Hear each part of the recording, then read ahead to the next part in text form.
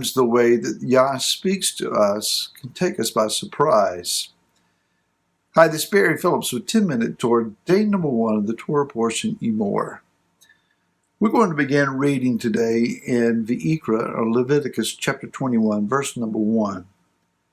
Yahweh spoke to Moshe, "Speak to the priests, the sons of Aaron, and say to them, no one is to be defiled for the dead among his people." And we read that oftentimes, or verses very similarly expressed, and because we read a translation and we don't see it in the original Hebrew, we miss what's being said. This Torah portion is entitled Emor, and the word Emor means to speak. But what kind of speech? Is Yah yelling and screaming? Is Yah whispering? Is Yah suggesting? Is he pleading? Is he using an imperative and demanding? What is the tone of this particular speech? Yahweh said to Moshe, "Speak, Emor, to the priest, the sons of Aaron." Reading from my Rashi commentary.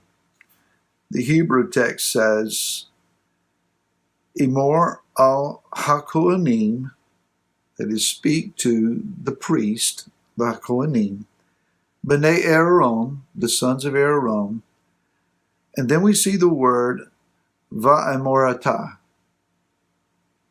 It's another form of the word Emor. So twice then, and just the opening phrases, we see the word Emor, or a form of it.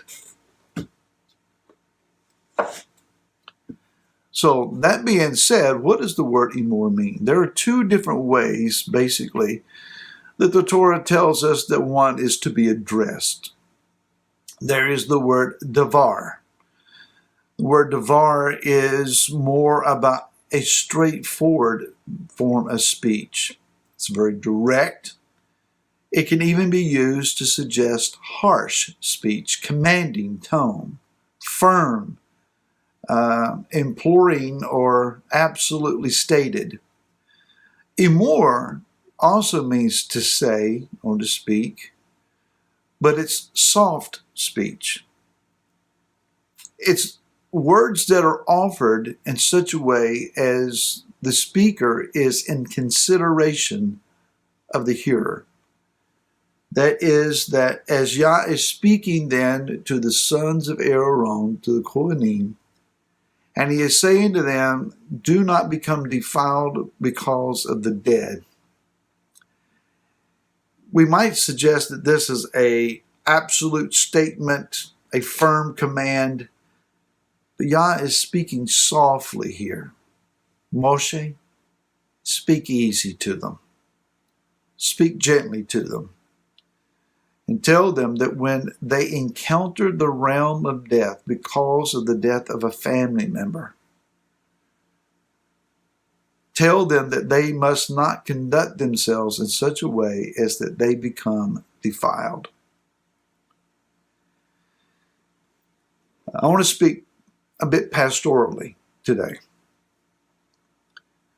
The last year and a half, much of this world has gone through a time of unexpected, unanticipated turmoil. Perhaps there are those in my audience today that you have personally lost a family member or a friend or a loved one to the COVID virus. We hear the numbers, we see the reports. We're uncertain as to the accuracy of what's being reported. There's a lot to doubt. There's a lot to be confused about, to be suspicious of. Are the tests real? Are they accurate? Do they really discern who has what? There's a lot of theories out there on the internet, a lot of information one way or the other, and we're caught in the middle and not really knowing what to believe. But when you know someone personally that caught the virus And because of whatever situation that developed, whether they had pre-existing conditions that contributed or it was just a particularly bad case, however it worked out, but they passed, then your heart's broken. It's very easy for fear to set in. Talking to a very dear friend today about this very situation. People in public, it's very obvious that they are fearful. They're not just fearful, they're afraid. I mean, they're just scared. And it's very easy for those of us who are not afraid. I'm not afraid. I had a bout with COVID, got over it quickly, 3 or 4 days. It was mild, went on my way. It's not the same for everyone. I happen to be blessed and the Father's kept us healthy, and I'm very thankful for that.